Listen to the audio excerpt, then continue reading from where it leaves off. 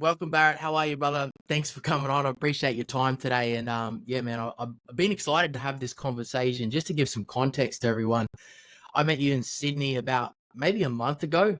We're actually having a cigar after one of your events, having a really good conversation. It just sparked my interest to actually give you a call out and said, hey, man, we need to have a podcast because we're there chatting away and got a lot of interesting topics and we're speaking about a lot of items. And I was like, man, I need to have a speak to this guy and I guess pick your brain, not only about business, but also about life as well. So congrats and welcome. I appreciate it, man. Look, getting me to start talking is not the hard part. It's getting me to shut up the tricky one. So best of luck Yeah, to you, man.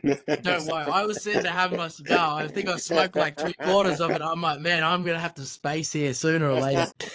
Just to and you got some good content for those people. I've spoken about this before, and I discussed to my audience about getting people as what I would call people that are sleepers. And you're not a sleeper, but I guess you're undervalued in the market right now with what, in my opinion, of what you bring in and when the value you bring to not only people that you influence and the people that you're interacting with as well.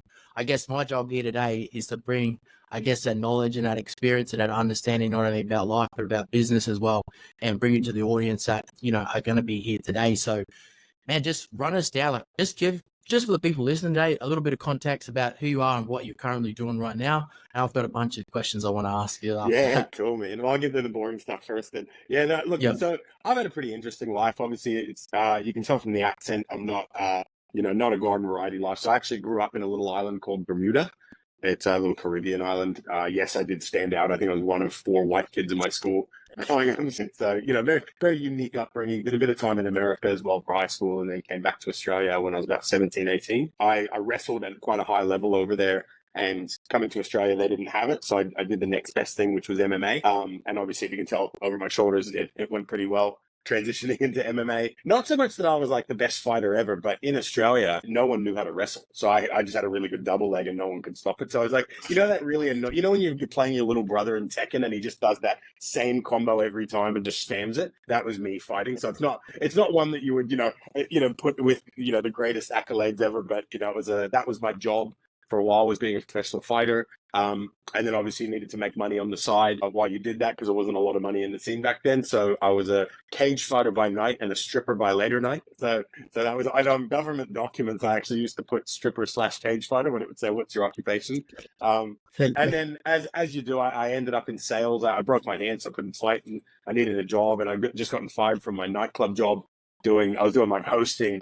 I was getting like making the line really big and then going to, people that looked like they had money. I was saying, hey, do you want to come in, give me $50 each and I'll walk you guys straight through. Turns out that's illegal. So I got fired from that and happened into sales, and the rest is history. So now started that, obviously, you have your on and off with it, but started a company that basically it's basically a marketing agency, except we do sales. So everything we do, we close. We specialize predominantly in face-to-face. So having guys that do like door knocking, shopping centers, business to business consulting, essentially mercenaries for hire. Like if there's a company that need their stuff sold and we agree with their values as a company, then we'll sell it for them and take a clip. Definitely. I like that in turn. We're going to break down some of those earlier stories as well, because I've had these conversations in person with you as well. So I know there's some good conversations to be having there. But firstly, I just want to give you guys a wraps just on Community Collective itself and try to break down that, because I was fortunate enough to come to your guys. Was it an annual mid-year event? Yeah, the annual one goes even harder. The end of year ones go even harder than that. I rocked up to this event, and obviously Patrick was like, obviously you and Patrick do business, was like, oh, hey, we got this event, blah, blah. I didn't ask any questions. I was like, cool, what day? I'll see you there. Give me your time. I just rocked up. And all these, obviously your guys' team were like, oh, what team are you in? I'm like, oh, we got teams? Like, I had no idea. Anyway, but there was some really good takeaways from that day. And this is what I want to go through with you, because there was something that stood out that I hadn't seen in many places. And it's, you've got a lot of young dudes and they're young, hungry dudes that I feel like they've been trained in a way that is not very common in today. And that was my biggest takeaway from that is, I guess there was a topic in a conversation that was had throughout the day. How are you guys getting Gen Z guys to work, and how did you get them to obviously stay back late? There's this whole, personality trait. These young kids are lazy and blah, blah, blah, blah, blah. I went into this room full of kids that were, 19 up to like, 25, 20, and older, and they were just ready to go. How did you get to that? They were ready. They were hungry. They were ready. There was so much energy in the room. I was kind of a little bit like, okay, cool. This is very, very different. And they're all youngsters. How do you guys get them to do that? Yeah, look, that's a great question, right? And I think it's funny. I was having a conversation with a mate of mine the other day. He's a bit older than me. He's sort of early 50s, and we were having like a group meeting, and he was just complaining about how Gen Z, they're all just effing lazy, and they're all they're all so emotional or whatever. And it's like, yeah, there's gonna be demographical changes between your generation who didn't have as much opportunity, didn't have as much awareness or ability to speak about how they were expected to do those things. And for me, I'm always a big believer of, look, if you can't change something, change your attitude about it. And if I know that in my business, at least 80% of the contingent of our sales staff are going to be in that sort of Gen Z millennial kind of, umbrella. Well, I'm not just going to complain about how they're all lazy. I'm going to go, okay, well, what would make them lazy? Okay, well, they forget about their goals quicker than a normal person does, or they need to be more purpose driven than someone who was just duty driven, which is what a lot of Gen X was. And so, okay, well, how do you fix that? You give them meaningful goals and you talk about those goals often, right? And they need to feel that sense of fulfillment and growth. How do you counter that? You make sure that they're growing and having fun at all times. Because yeah, Gen Z is capricious. They're going to change their mind a lot. Their emotions are going to do a lot of their driving. And this is my mentality. I call it the retention equation, right? But if everybody is having fun, making money, and growing, they're much less likely to go somewhere else. And then the onus is on me to make sure that I'm delivering that, making sure that and if I'm not delivering that, I need to know. Hey, how are you going with the money situation? I'm not making enough. Okay, well, let's look into that. How can we improve that? So that's sort of the secret, is really giving them understanding who you're serving. The business is actually meant to serve them. How can I serve them better? Make sure that they have alignment, make sure that they're like us. And that's the other big thing, right? Is making sure that I don't think every single person in that demographic it doesn't want to succeed, right? And so we just have to weed out the people who don't. The people that, this isn't the job for people who want their work-life balance and want to finish at 4:59 every day and go home and work on their side hustle and all that kind of stuff. This is a 2 feet in business that's going to demand a lot from you. And for the people that we're catering to, that's great. And for people who aren't those people who really want to achieve what they're capable of, knowing that that's going to take work, it's not for them. And so we just don't offer those people positions. Yeah, it was one of the things I literally left there, and I come back in one of the businesses that I have. It was the first thing I changed when I got back in my team, because I realized that the demographic that I had was in that Gen Z, and it took me a week to change a massive amount, just so the culture and like how everything was structured as well. So that was one of those biggest things, and there was so much to take away from that. And that's such a common trend today. And it was one that I definitely wanted to speak about, because as employers and as bosses, people that manage people, it's easy for us to look at other people and say, hey, they're not performing, they're not doing this. But I think we've got to take ourselves out of that mind frame and go, okay, what are my management skills? Like, what am I not providing what they need? It's like you've discussed and said, you may not be understanding the demographic and the people that you're working with, and your guys' business structure was a real clear example for that, where you've really hit it on the head and nailed it about the Gen Z demographic and providing that base for them to get started. I just seen a young bunch of killers that were ready to go, and I was like, yeah, and that wasn't even all of them, man. Like I think there was about 160 people there. We still got another 40 or 50 that based in my offices in New Zealand or some of the other teams that didn't even come for that one. That'll be at the end of year one. But I think like you're bang on. And here's the paradigm. I guess the way that I would look at it, right, is like if sales slow down through one of your businesses, you don't go, man, customers are slankers or whatever. You go, okay, I need to change my sales strategy to match the market's changes. The market's changed. I need to change what I'm doing. Or if your ads, let's say you're running, ads on social media or whatever, and all of a sudden those get stale and stop working, you don't blame the market. You know the market's going to be changing, and you change with the market. And I think where a lot of business owners are really struggling now is understanding that recruitment is a marketing endeavor, and maintaining happy staff is still a marketing endeavor, and they haven't changed to the market. They're mad about it, and they would change their sales strategy like that, but for some reason they don't feel like they need to change their management and retention style to fit what the market needs. You know what I mean? Yeah, it's really, I guess it's a lot on a lot of business owners and entrepreneurs to change their style and their management style. That's what I always have a look at as well. I'm like, is it a problem with my team or is it me? And that was a clear indication for me. I'd missed my demographic as where I was used to working with people in my age bracket that were like, ready to go. And now obviously employing like a different age demographic. I was like, okay, things have to change because what they want and what they need is very different from what my generation or what my, I guess, people in my age group might require.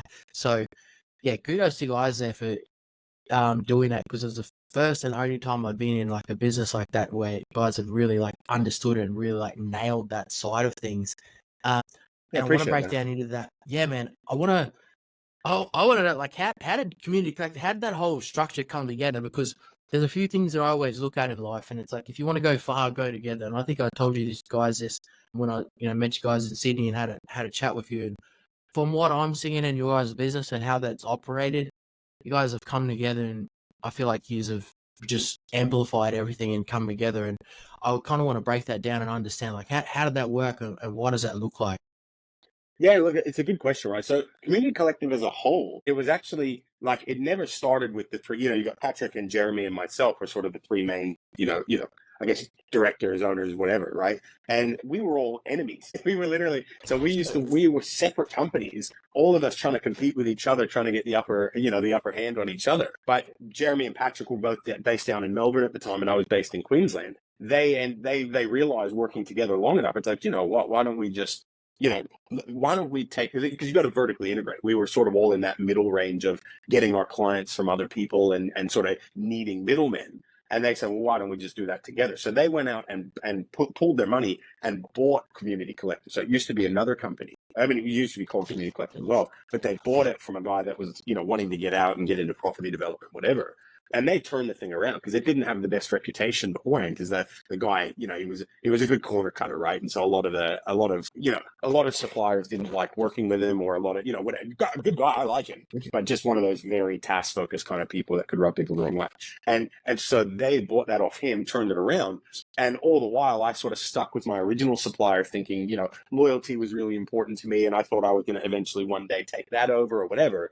Turns out that wasn't the case. I put a lot of trust into it, and I don't blame anybody. I take full accountability, but I gave them, I realized I was getting really undervalued in the market. I think I was getting paid at one point about 20% less than what other people in the industry were making, even though my companies were doing about 300% of the volume of the average team. And so I ended up leaving, and I gave them about a year to try and fix it. I really tried as much as I could.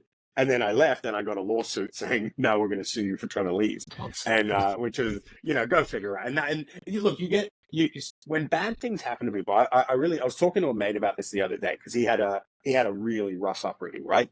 Drug addicted parents and all that kind of stuff. And his whole life he's been very anti that, and really wanted to make something of himself because he just knew that that's not what he wanted to do for his family. And he's got a beautiful family now. He's got three really awesome boys. I was thinking about this, and I was like, look, it's either prophecy or rebellion, right? People have bad things happen to them, and they go, okay, well, it's just like that. That's just how the business is, or that's just how my family's going to be, or whatever, right? Or they go, no, I'm never going to do that.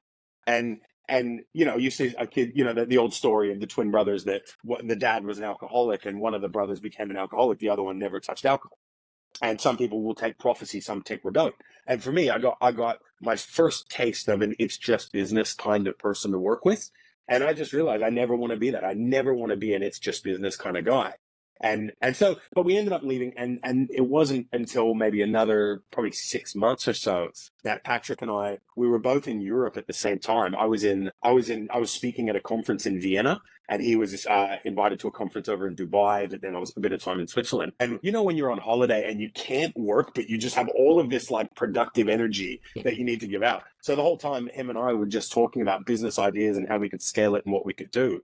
And so literally the day after I got back from Europe, I got on my first flight. I got on to Melbourne. I went down to Melbourne, and I just said, "I'm not." Because we were adversaries, we were competitors. But I just said, "I'm not leaving this city until we can work a deal out, until we can work together." And that's sort of how that merger happened, because we just knew the values, what we wanted to achieve, which is essentially being a leadership factory, right? like being and that's why you say different teams or different companies, because we have that entrepreneurship model where people can come in on day one and within 3 years they can be running their own business while still getting a wage the whole time, not in like a pyramid scheme kind of way. And because we know that that's the purpose of the business, is to change the lives and the opportunities of the people within the business. And so the goal was the same, the values were the same, and we were like, if we got to put our egos aside and figure out a way to work. And that's sort of how the fusion sort of came about.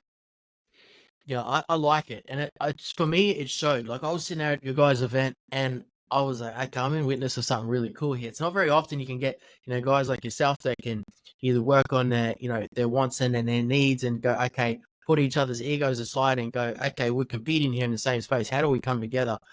I think just a boss move, just like from what I've seen from you guys, because I was like, okay, that was a really good one. And I looked at the whole room and the perspective. I'm like, I don't think it would have. I don't know if it would be able to deliver as much value if it was just one of you guys in that room. So it was really like a good combination, and a lot of really good takeaways as well. So obviously that's where things are right now. I want to take it back a little bit and go into, because now obviously you're successful now, and there's a few things like even the books and stuff behind with you. I've been fortunate enough to interact with a lot of people as well, and I know you're a very well-read man and a very educated man. You're very hyperactive. You've got a lot of energy, and you bring a lot of energy to life, anyone that you meet with as well. So that's like a really good package to have. And I'm always curious, like, was that? Thank you for always like complimenting my package. Yeah, you are. Yeah, I was like, shit, man. I was being there talking to you a few times. And I'm like, okay, he's good. What have you always read? That's my question. Like, because you're a fighter and it's just like typical stereotype. You're in wrestling, fighting, and doing other things. Was it something you started late, or was it something you've always done? Super late, really, really late. I always rebelled. Every assignment I ever got in school, in high school, was done by, like, we call it Spark Notes back then. Obviously now you've got AI, you've got ChatGPT and stuff. I don't think I read a single one of the books I was supposed to read. I was late because I didn't find out till much later in life, but I'm obviously super ADD, which in business is a superpower. Like, they don't tell you that in high school. They tell you that you're not fitting into what society needs of you, which again, I think is another one of the drivers for me, to be able to cater for people that always knew they had something special, but they just didn't conform to that assembly line of go to school, go to university, get a good, safe job, and with all the benefits of the work-life balance, and then make your family do it. There's people like us who that's just never been meant for. And so, but it wasn't until I was probably early, probably 22, 23, that I started reading and really found a passion for it. But it was, I think I've always had that in me. I've actually written like books since then as well. Like, one of them ended up being like it wasn't like a New York Times bestseller, but it was an Amazon bestseller. But it's still like a couple $100 a week selling it and stuff like that. And that all came from realizing it outside of the normal school system, outside when there was actually incentive, learning that. That's what my new book I'm in the process of publishing now is. The idea, it's called the greatness equation, right? If you want to be really good at anything, there's only two things you have to do. Number one, you have to know more of the things that you're supposed to know to make you good. And number two is you have to do more of those things that you're supposed to do that makes you good. And if you know more of the thing and you do more of the things, lo and behold, you're better than your average person at that discipline, whether that's sports or business or whatever. And once that clicked for me, I just started developing an identity for myself about, I'd wake up and go, no one's going to outlearn me today. No one's going to outwork me today. And that was the real turning point in my business career, was actually going, there's no luck in success. There's no circumstance. Like, I think it's like 2/3 of people who win the lottery end up bankrupt, end up broke. And it's because even if you get the luck or the circumstance, if you don't have the skills to actually attain it or sustain it, you're not going to be able to keep it. And so that was the big revelation for me, and just under making it an identity of no one's going to outlearn me. And obviously, as you can see from the nerdy stack of books behind me, that really has not only does it help, but it also helps reinforce the identity that you're creating for yourself by by maintaining those consistent actions. Yeah, definitely. I had a very similar experience as well. Something I've always emphasized on people, like for me at school, I didn't do any of my assignments. I got my assignments from the stack of paper that was next to the printer. If someone printed out an assignment and something was wrong on it, I used to go grab them and chop them all up and then stick them in and make them on. It was like a collage set. The teachers would be like, "This is not your assignment," but I used to have to hand something in, otherwise I couldn't go out on the weekend. So that's how and I left school not being able to read properly. And I remember I started a business, and people were like, bro, you can't actually read or write like anything." And I was like, shit, I have to figure it out. And at the time, I had a partner, and I just said, look, you're gonna have to type my email. I could talk though, I was fine, but I just never let it worry. So I was a Wow. late reader as well. Were you dyslexic, or was it just like a I just didn't really. I just never thought of that. It was never really worried about it. I didn't. School was not like. Didn't really care. And I don't know whether I was just oblivious or what. I just didn't care about it that much. I could, like, if you gave me a bit of paper and it had a bunch of work, I could just flick through it. I got in trouble a lot of times because I freestyled a bunch of my stand-up talks where I'd just get an assignment. I'd seen someone else's assignment and talk. I just looked through it, and then I was like, okay, cool. Got up there, and I got marked down as a fail because I had actually no assignment, and I freestyled it, but she said it was amazing. So I just was like, from that day on, I just had this real hunch against school. I was like, you guys are like, you're kind of like pissing me off a lot. Here, yeah. Yeah, But I was like, man, I feel the literally same just about crushed university, man. I feel the same way about university. Like I went to a good university here in the Gold Coast, and I run 6 different businesses now. I think I can count on one hand the amount of times I've used something from that degree, right? And that's like 80 grand, and obviously more because I put it on X, right? It's probably like a couple $100,000 now. Biggest waste of money in my life, yeah. Biggest waste of money in my life. Like unless you're going to become a lawyer or a doctor or something that actually requires that as a prerequisite, where it's like a filter, right? Like you can learn more just from going in and getting a sales job. I learned more in 3 months of my first sales job than I did in an entire 4-year degree. Like I really think the system is just not designed for people who really want to be successful. And I think you're kind of seeing that now. I think that's partly why, like Andrew Tate took off so big, and, there's a real rebellion against here's the way things are supposed to be done, but they're stupid. Like it's a stupid way of doing things. I learned this really early in carpentry as well. And like I did a carpentry trade when I was younger, and we were learning like things like pitched roofs and stuff. And they don't do them anymore. They stopped doing them 10 years before, but we were doing TAFE on pitched roofs, and we were like, what the fuck are we doing pitch roofs? We don't do this anymore. And I guess a lot of the education system is dated. Yeah, it's like, we don't know. And I've never done one. But the thing is, they will teach us it, and they're like, you might need it. I'm like, for what? And it's like, even for me, like one of the best employees I've got, she's got a business degree. I never read it. I didn't even know. Only just somehow she said it. But I obviously valued her off like her work ethic, how she's been able to deliver. Yeah. It wasn't until like, 6 months down the track, she was like, oh, I actually went to uni. And I'm like, I went to uni? And she's like, you didn't read my resume. You didn't read my resume, did you? And I was like, no, I didn't read it at all. I just evaluated you off like your ability to think on your feet and how you action things. I just did this real life evaluation, how you performed. I put out a lot of things, and I just tested you in real time, because a piece of paper is a piece of paper. You could go there and do a bunch of shit and get a bunch of certificates and just get a pass. I'll tell you what's because we obviously do a lot of recruitment. I'm like you. I don't look at the resumes or the CVs. That's for the screening staff to do. They just got to put the ones that are good in front of us. But like if you were to look at a resume, right? I will take like a business degree. If you got a sport background and have won something at sports, if you have worked in fast food before, like McDonald's or something like that. Or if just when you answer the phone, when they do like a little screening call, you're just in a good mood and don't complain. All 3 of those things are worth 10 times more than a degree to me. And obviously, that's my, we're in business. We're not doing accounting or law or something where you're trying to stratify and see who really nudged out the competitors there. But I just think there's so many more valuable things when looking at who to hire than a degree, because they're not that hard to do. No, yeah, you need to be able to evaluate people on like their own actions and behaviors, like real life, because we can learn all this shit. But if you're not even actioning half of that, it's going to be, you're not going to be able to achieve anything. But a degree doesn't mean that much, man. Like you need all you need to complete a degree these days is ChatGPT and a script for Dexies. Yeah, that's true. You've got medical mess and the internet. Like it's not rocket science to do. minimal work for 4 years and get through. Yeah, done. It's easy. And then you just get a big debt and then you boost off and then you're going to be stuck in that job forever. Yeah.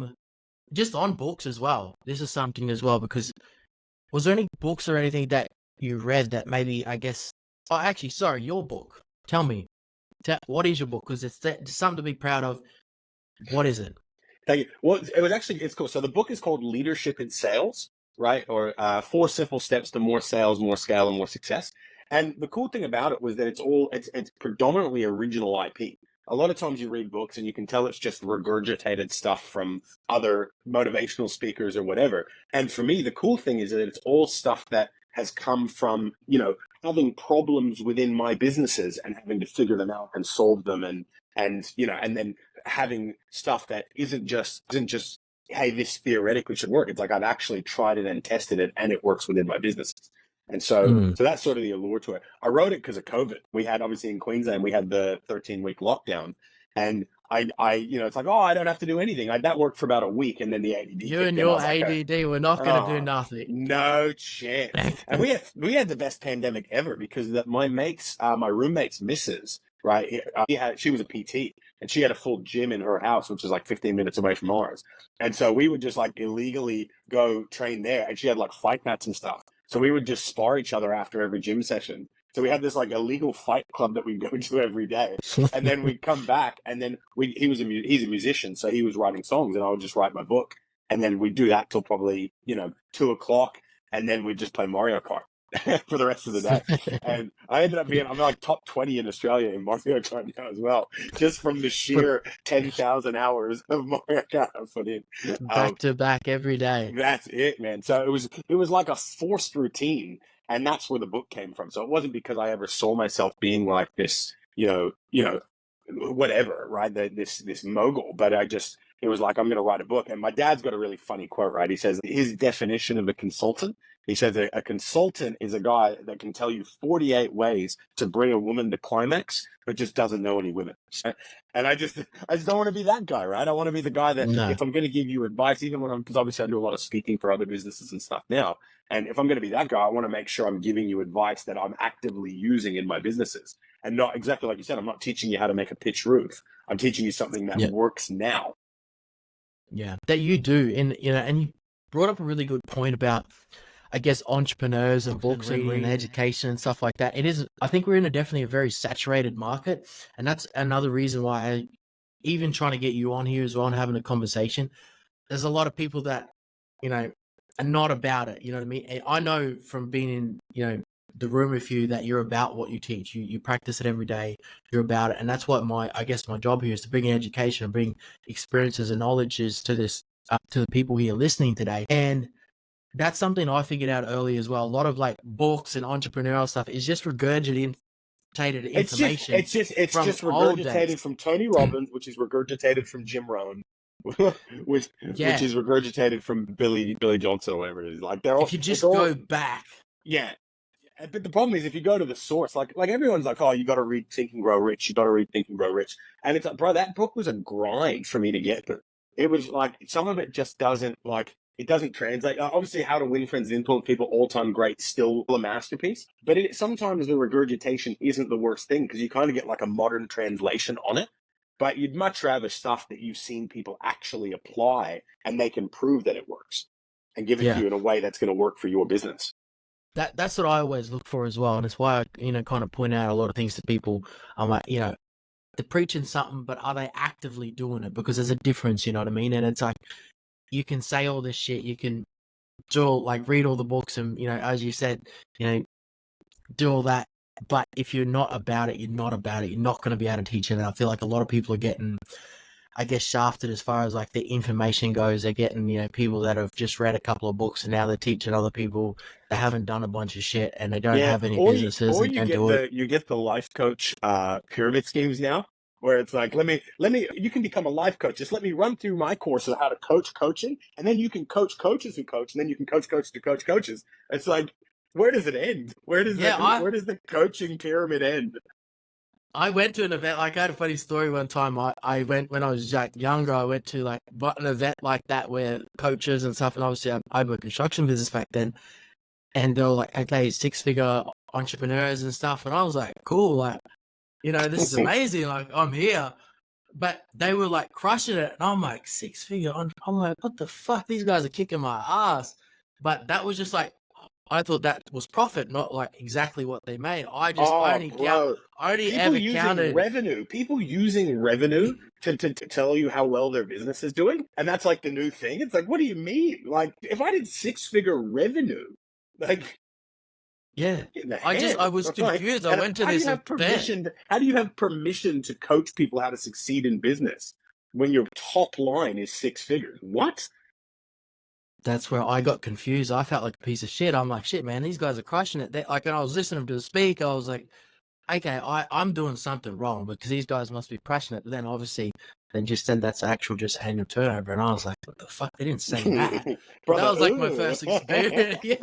That was my first experience in like one of those spots. I was like, I left and I was like, they can't be doing like they weren't like, I said, they can't be too much smarter than what I'm like, I'm working way more than them. I'm out there like shaking and moving. I'm like, what's the secret sauce? And then I realized it's just, that it was just more of a promotional stint and a talking point. But I guess that's the industry, and that's just the way things, social media and stuff work, which is why, me, I'm always so passionate about bringing people and talking to people that are about it. And I feel like there's so many people that I call them sleepers. There's so many people, and you probably have this in your circle as well, people that are actually able to provide you with such good information. They have zero social media. They have zero social presence. And, I'm on a bit of a mission to see if I can get as many of those people on a podcast like this and speak. Do you have anyone like that in your circle? Most of my friends actually, like I've been very, very blessed in that. Like, I think out of my 10 best friends, I think at least 7 or 8 of them are millionaires or multimillionaires. Like, and I think it's partly because if you look at a guy like me, right, I'm polarizing. Like, I'm not someone that you like a little bit. You either really like me or you do not like me at all. And I think that's partly because I don't have the best filter, but I'm also, I'm unapologetically me. I'll tell you exactly what my values are, exactly who I am, exactly who I want to be, and what I don't want to tolerate. And so in that, I think a lot of those values that one would have to share with me in order to have a good relationship, they're also the same values that make you successful, right? You've got to be accountable. You've got to be grateful, and not be a finger pointer. You've got to be somebody who's not that like being my mate's like the be all end all or anything like that. Like, I don't mean that in like a Yeah. self-aggrandizing way, but there are just clear traits that successful people have. And I think that a lot of people don't, or don't say that, or don't, people who are self-conscious and insecure just do not like being around me because I'm just a wild card to say the thing you're not supposed to say. Whereas people who are really comfortable in themselves, they love that. They don't care. They don't think it Oh, reflects yeah. on them. And so I Offend think me. that's where I've been. Yeah. Well, Yeah, I it's think, and amazing. this is one of the things that, and it kind of, you can see it kind of translates and trickles down into our businesses, right? But I always believe offense is taken, not given. Offense is taken, not given. Unless you're really intentionally trying to hurt someone, and that's your clear intention, I think more often than not, it's like if you're offended, sorry, bro. Like, here's a teaspoon. Like, like it just doesn't, because you can't have a culture like that. You can't have people that aren't allowed to rip on each other. You can't have people that have to worry about how they're going to make other people feel. It's like we need to have the kind of team that you get around each other when you win. And if you want to get competitive, great. Yeah. I love that context as well. And you're not always I explain it, anyone I work with, I always say these things. I'm like, look, there's gonna be some times where we get along, there's gonna be some times where we don't get along. I'm here for both. Both are okay. We can agree as long as it's on a healthy level. Me and you arguing it out, disagreeing on things is normal. I'm more worried if we never have a disagreement because someone's talking shit, someone's lying. Don't kiss my Well, ass. it's going behind your back, right? It's if they're not complaining to you, they're complaining to somebody. Yeah.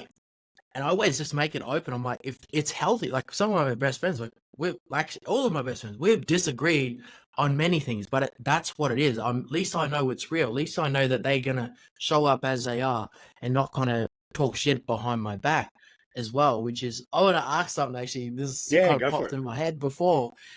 Obviously, having a fighting background, being in business, sometimes you can't mix both. Has there been any situations where you've wanted to use, I guess, that, because that's happened to me because I've come from the trade business to like a semi, formal, office kind of attire. It's Yeah. very different in like the trade business, and especially like old school trade business. Being in here, it's very it's very SquarePants, and sometimes you can resort back to old ways, or that's the first point of action to take it that way. Has there been any situations where that may have happened, or have you been in any situations like that? Look, it's very hard to scale a business if you can't control your temper in this current climate, because like this is what I teach the managers and the owners that work under me, right? Because we've got a very big company now. And you got to assume that every message you send is being read by a lawyer as well over their shoulder, right? And so making sure that you're never messaging, pick up the phone and call if you need to call. Do not, under any circumstance, swear. If you've got to raise your voice, be really intelligent about it. I've had to learn, and I haven't, have I punched on with any of my staff? Not in an office setting, no. But that said, you do get in sales, you get a lot of a lot of people who really have a big ego, and you can tell they just need that ego checked. I'll invite them for a sparring session every so often, and just make it seem like, oh, you got to come, man, you'll love it. It's really good fun, whatever. And then you give them the business for 3 minutes at a time, Yeah, and little that's weird. attitude adjustment. You know what I mean? But Yeah, whether it's an open mat at jiu-jitsu, or if it's a couple of sparring rounds, there's nothing. Like, it's my favorite statistic in the world. The average man is 8,000 times less effective in a fight than they think they are, and there's nothing quite like if you can just tap someone out 5 times in 3 minutes.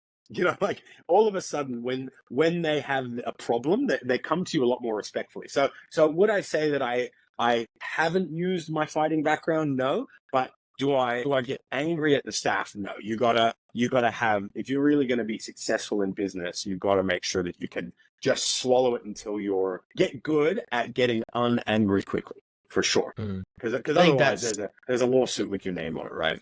yeah, definitely. I think that's something I noticed about you. Obviously, having that background, you've been able to control that emotion and anger, but still have that same energy that that you brought from fighting Korea, from that kind of energy that you had from that, I guess, those environments to the work environment. Very high intensity, high energy, but not without being able to control your emotions and anger as well. Something I kind of noticed straight away. I feel like that's a definite. I think it's It's a helped habit. you. It's a habit to develop, and it doesn't come right away, right? But but you just you only need to touch that stove enough times to go, I better not touch that stove again, Yeah, definitely. I want to go through, like, for you, what's been some of like your biggest lessons in business and life? So I guess on this podcast, there's going to be a lot of young business people and entrepreneur people looking to get out there and get started. So for you, what are some of those things? There's a question actually I always ask. If there was one thing that you could not learn on your way coming up through business, what would it be? Like, if there's a skill, there's something, I guess, that, a trait or something that you learned in your early days, because sometimes it's not the things that we learn, it's the things that we have to unlearn as we progress and get better that are stopping us from going forwards. Yeah, okay, that's a great question. So the way that I teach it now is, because I always like frameworking. I make them what's called sticky, right? So that they stick in your brain when I teach them. And the dynamic I teach for this one is called Hercules versus Phil, right? And like, have you seen the Disney movie Hercules back in the Yeah. day? Right? And so Yeah. you've got Hercules, who's like the hero. He saves the day. He's, whatever. And Phil is Danny DeVito's character. It's the little goat, the angry little goat that trains the heroes. And this is the big secret, right? Is when you start in sales, right? Or you start on the tools or whatever, right? And it's you as, you're trying to prove something. That's your time to be Hercules. That's your time to be the hero. But once you start building a team, once you actually start trying to create something, you can't be the hero anymore. You've got to be Phil. You've got to be the hero maker. You've got to be the one who is giving away the credit. And so the lesson I learned from it was, I say, own your losses and give away your wins. Right? So if you've got to be accountable at all times. And if something goes wrong, you've got to be the first one to take the blame for it, because then you can change it and people admire that. But if let's say if we collaborate on something together and then it's the meeting the next day and I go, hey guys, I have this great idea, but we had that idea together. That's not edifying you. So I would much rather be like, hey guys, I was talking to Ryan yesterday and he had this awesome idea. Ryan, so I was talking to Luke the other day. I was talking to Tim the other day. I was talking to Brad the other day. And we had this really good discussion together, right? And well, can you guys just break down for the rest of the team what we had here? And they go, yeah, okay. And now all of a sudden I've made them believe it's their idea. And that's them putting belief in them of coming up with their own ideas and executing their own solution. And that's the big one. So I used to take too much credit. I used to have the big ego that everything had to be my victory, and I had to be the one holding the trophy. And that's only going to work until you're not a solopreneur anymore. If you're trying to build a team, you're just going to lose guys because you're not building their confidence effectively. Does that make sense? Yeah. I guess for me, I'm just seeing that's like a level of leadership as well. Like when you get to that stage where you're building other people up as well, you're not trying to take all the shine for people. You're building people up in that side of things as well, which I think that's definitely a big part for building a team as well. You can't Yeah. take all the credit for everything. You And have here's to the be. kicker, right? It's not just saving the day all the time. That's the other guy. Like for you and I, we've seen these problems so many times. It would take us 30 seconds to solve it.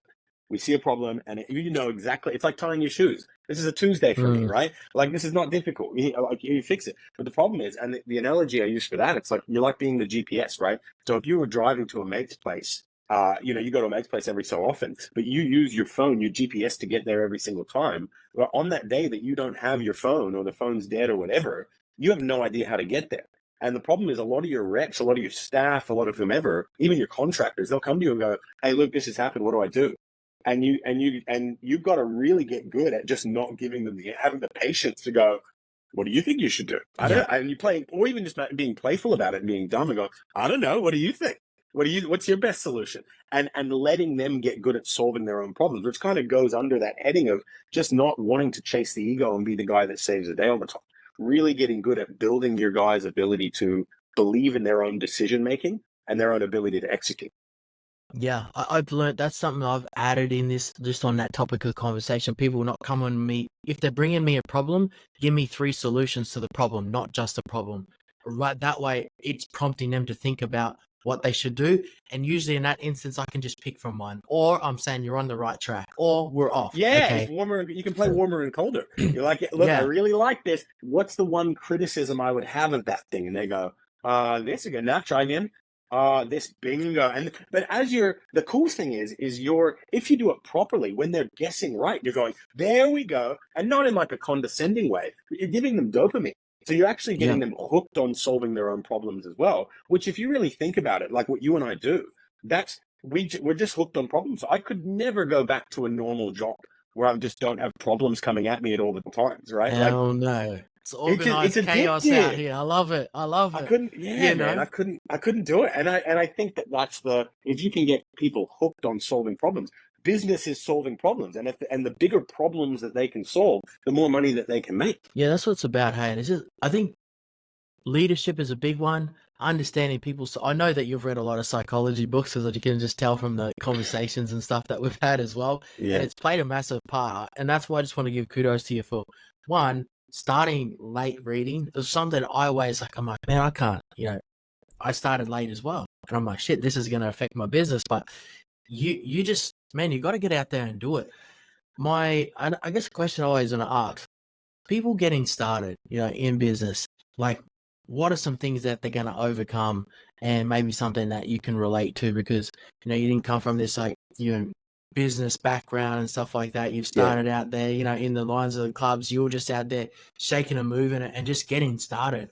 For me, just personally, I'm just like, you've just got to start. And I always say to people, aim for the bushes. And what that means, like, someone comes to me with a business idea, and then I'm like, if you're on the roof and you're about to jump, aim for the bushes. It's all good. Like, just make the jump. So if anyone ever comes to me and they ask, if you ever hear me say, aim for the bushes, it means jump.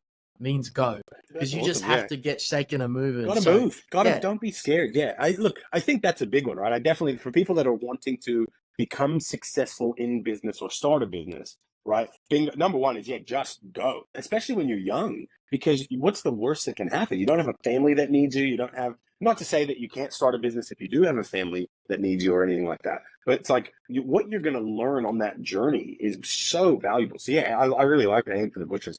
The thing that I think no one tells you is when there's no money in the till.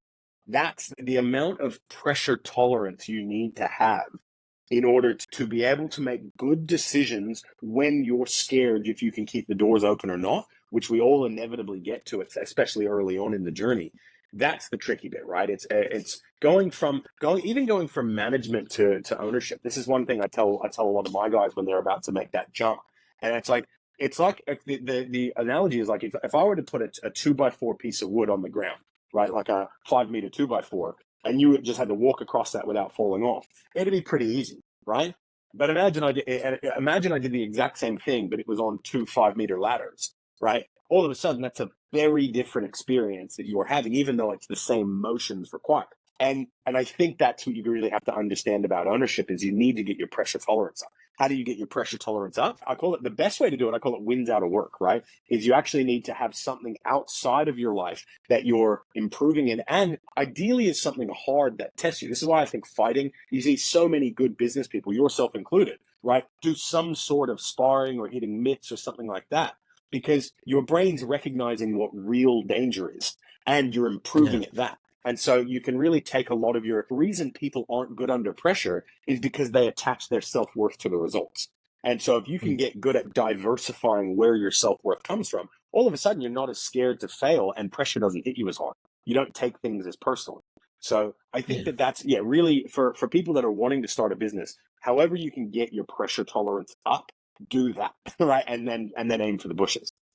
Yeah, aim for the vision. Yeah, it's definitely something like even me, like, I like go training, whether it's sparring, fighting, whatever it is. Like I'm always doing something like that. And people are like, why are you always doing? I'm like, it's literally just because it's super hard that puts me under a level of pressure that keeps pushing boundaries and I keep mixing it up. They're like, you're always trying these new things. I'm like, it's literally to keep me fresh on my feet. It's really important that I have that level of, execution, that level of pressure, which you spoke about. Right? It keeps you objective. You're able to see things from further out when you're doing things with your life that isn't just your job or just the things that your business is. You know what I mean?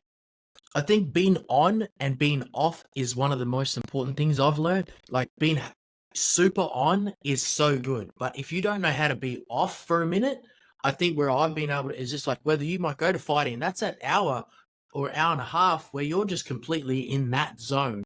I feel like it's having just those violent separate meditation, bits, right? It's just violent meditation. and it's your out. But people try to stay, as I call, in the source, and they try to stay in there, and they don't have like these little outlets where they're like, because I always come back for fresh mind. Let's say if I go to, go do something super hard, training or something like you've had an outlet, you've had this movement, you're shaking and moving. I think those are really important things. I want to ask this because this is like a scenario I want to break down where a lot of business owners, right? And we're talking about pressure and building up that tolerance. There's always those scenarios where, and you probably would have had these in life and in business where it got really hard and that pressure was on, right? It was, and there's always options and there's always things to do there in those pressure moments. So even if you could think back to those moments where things might not have even gone so great, or there might have been that high pressure moment, I've captured a lot of my own like personality traits and what I was doing in that moment. Have you got any moments like that where you can maybe break that down for a level? Because that's where people, have troubles. And I've always said this to people, and I said the only difference between me and you is I just never gave up because I was like, fuck it, I ain't quitting.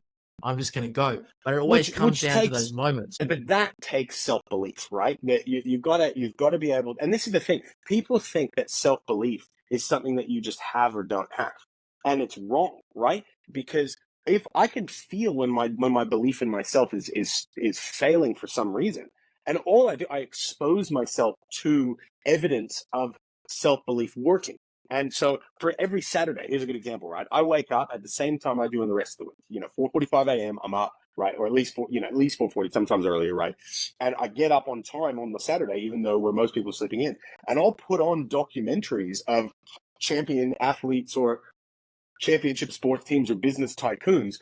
And because you watch that and you realize you're not discouraged by their success, you go, okay, they're humans just like me.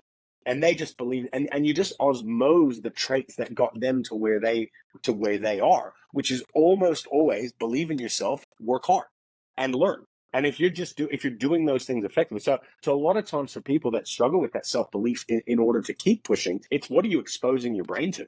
And if you just have, whether that's, if you're religious, whether that's just getting into the Bible every day, or if you're not, if that's just watching motivational speeches as soon as you wake up, to program your brain to be that person, or if it's reading biography or autobiographies, or if it's whatever, you've got to be programming yourself to believe in yourself. The same way you program yourself to be good at a sport or at a job or something like that. So that's the big thing. To answer your question about what were those times for me, every single time I've thought I couldn't keep going, and I've then had to change something in the business, I look back a year later and I'm like, man, I'm so glad that thing happened. I'm so glad I had to learn how to put a proper leadership training system in my business, because where we were stuck. Or I had to learn how to, like we said, start giving credit away. Or I had to learn that. Every one of those came from me ramming my head against a wall going, how can I keep doing this? Something needs to change. And this is we were making fun of regurgitating motivational speech content before, but this is a Tony Robbins one, right? It talks about pain being a reflex. Pain's a reflex. If you touch a hot stove, what do? You pull your hand off the stove. And mental pain is the same. And if you're in one of those stressful, can I keep going situations, that's an indicator of I should change something. And that's time to evaluate and go, what do I need to change? And that's time to bring in a mentor, someone that can help, putting your hand up and going, hey, I'm stuck. What do I do here? A lot of times the best things that happen to your business come on the other side of those painful experiences, and where it's almost like a bow and arrow, where it's not like a gun that you just shoot and go forward. You got to, and I said this in my speech that you were there for, right? The universe has to pull you back first and generate that tension and then let you go. And I think that, so how do I handle them now when things start going wrong? Yeah, it sucks, but I know deep down some part of my brain is like, well, you're probably going to learn something really handy from this. And how can I hate it that much if every time it happens, something good's come out of it? Yeah, and it's a saying, and just to add on, it's a saying I've always lived by as well, because in those moments, your mind's racing, there's doubt, there's all these things that come up, and I've always had this lesson. It's like sometimes God will come give you a tap on the shoulder, and it's just a slight nudge, like, hey, watch out for this. And then if you don't listen, he'll come give you a shove, and then that's just a warning as well. And then if you don't listen from there and you're unaware, he'll send you a lesson. And sometimes in those situations, God has sent me a lesson because I haven't seen or had my eyes open and been aware. And I'm like, well, thank you, because whatever I was supposed to see, I didn't see because I had my eyes closed. And I know that this lesson or whatever, this stop that I'm at right now is here for me, because this is a challenge that I've brought upon myself, and it's not a challenge that I cannot overcome. So I always like, this is here for a reason. I stop, it's shit. It might be great. It might be something that's so catastrophic that I don't know how it's going to get done, or this might actually break me, but I'm like, I know that it's here from me. This bit of struggle it's my struggle, and this is for me to get through. And this is a challenge that I'm willing to take on. And you've just got to have that. I would say to people, they're like, do you have doubt and stuff like that? 100%. Doubt comes in. It's just normal. It's just about a matter of like, what are you doing with that doubt and with that fear and with that, disbelief that you have as well. And it's just about checking yourself and checking those moments and being like, getting back to those root core fundamentals that, your standards and what you're about, and just having a good, strong, like, vision for what you want to do. 100%. And you're bang on as well. And let's, talking about, God giving you trials and stuff. Right. And whether people are religious or not, right, it's like God's not going to give you tests that you're not able to overcome. That's not how he works. Right. And even if you feel like you can't, right, some of the worst things, it's like maybe that's designed to bring you closer to something bigger than yourself, or whatever it might be. So it's understanding you when you're going through those trials. It's like, good. I can't wait to, if this is the heat that's going to, the old analogy, right, it's like going through difficult times. How do they make the best swords of all time? So Japanese katana. You ever wonder why the Chinese swords, they always had little like red tassels on the end? Right? Tell me. I know that you have all this weird information and shit. I know you've got something for me. Tell me what it Rory, is. So one of my business partners, Rory, he called it my WBA. He called it my weaponized business autism. Yeah. You've got all these weird knowledge points. Right, but so that you'll see like all the kung fu, like Bruce Lee stuff. They have these weird little, they do that kind of stuff, and it's got these red tassels. And the idea was that it was designed to distract the Japanese fighters so that they couldn't see where the blade was coming from. The reason being was because the Japanese steel was so much better than the Chinese steel that if they went sword to sword, it would just chop this Chinese swords in half. And so the biggest weapon in the Japanese arsenal, outside of their value structure and their bushido and all that kind of stuff, was the swords were unbelievably powerful. And what they would do to make those Japanese katanas is they would call it folding the steel. And so they would literally get a hammer, they'd heat it up really hot, they'd hammer it as much as they could to get out the impurities, they would fold it over on itself again, and then they would do that again. And they would do that for some swords up to 200 times to beat out all the impurities, to make that the kind of sword capable of the kind of, destruction it's designed for, or function it's for. And for me, when I think of, if I ever need one of those little mantras to myself, I'm just like, it's just folding the steel, right? It's just folding the steel. So if I'm, because you want to make good steel, you heat it up, you put it, make it really uncomfortable, you beat the crap out of it, and then you do it again. And knowing that that's making me a better leader, better businessman, potentially a better father when my little boys, get here in February, like whatever it might be, can't ever have too much disdain for those moments, knowing that, like if God wants to if you ask God to make you more patient, he doesn't make you more patient. He gives you situations to become more patient. He wants you become braver. He doesn't make you braver. He gives you situations where you have to become more brave. And really getting your head around that, I think having gratitude for those moments is quite obvious once you get enough experience with them. Yeah, problems are gifted to you for a reason, and it's you could take them on board with yourself. I want to finish up with a couple of questions. One, just to say congratulations. Obviously, you've got a newborn on the way. Feb, did you say? Yeah, Congrats, little boy. Yeah, little boy. Congratulations on that. I'm looking forward. Yeah. You planning? You just getting some practice in now? Yeah, I'm just practicing, brother. I'm always practicing. Yeah, maybe next year, I got a bit of catching up to do. So yeah, maybe next year I'll get a couple of runs on the board as well. So, but yeah, man, congrats for you. I'm interested to see what that looks like for you, because I've seen a lot of business people really change like after they have kids and stuff like that. And I guess it amplifies their vision and stuff like that. I don't know, man. I've been running Gen Z salespeople for the last 7 years. I feel like I can, that's worse than any kindergarten. Yeah, that's true I'm pretty equipped for raising my own kids. Right? Yeah, you'll do well. I want to, I guess, leave our audience. Is there any advice or life advice or anything that you could leave us with, or things that you live by? I know like people always have like quotes or mantras or anything like that, or just things that have always stuck with you, that, I guess are core values or things that you live by. But my favorite quote of all time is "The world stands aside for the man who knows where he's going." And it's an old quote, right? You can say world, for the person or whatever, but it's got that masculine language of the man who knows where he's going. And I think just realizing that the antidote to any problem you had is forward direction, is moving forward, and ideally in the right direction. I think that's a big one. The other one for me that's really gotten me through, I don't know if this is applicable for everyone, but I saw it was actually a TV commercial for the Navy SEALs a long time ago that I saw at 16 years old. And it was basically just said, if someone wrote a book about your life, would anybody read it? Right. And nobody, Bob had a dream to become an astronaut, and then he applied and he got in, and then he was an astronaut. The end. It's like, that's not a fun story. You want to have diversity in what you do. You want to have challenges. You want to have big, scary things that you aimed at. And even if you didn't hit it, it was still a great story, and you became a better person because of it. And so I think just not saying no to new things for people, I think that's a really undervalued way to have a rich life. And because I think a lot of the time you see it ends up serving others. Because if my experience as a fighter might help me help this person over here, or my experience as an author might help me help this other person here. And having that breadth of experience, if you're someone who understands the value of service, you can really help a lot of people that way. And in worst case, you get some really relatable metaphors that you can teach people. Yeah, I love that, man. I like that. Well, I want to just leave everyone. Where can we find you with one? Social media? Instagram? What is it? Best one is Barratt__James on Instagram. The book is called Leadership in Sales: 4 Simple Steps to More Sales, More Scale, and More Success. And if anyone, if you got anyone that's interested in getting into sales or something like that, then to learn the skills they need to become a successful business owner, either EFCOM, EFCOMM is my company, or Community Collective is the big group. Depending on where you live, there should be some jobs there.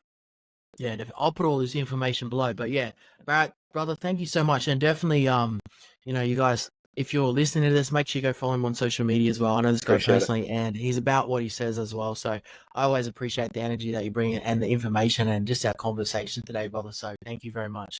Thanks for having me on, man. It was a blast. No worries. Peace.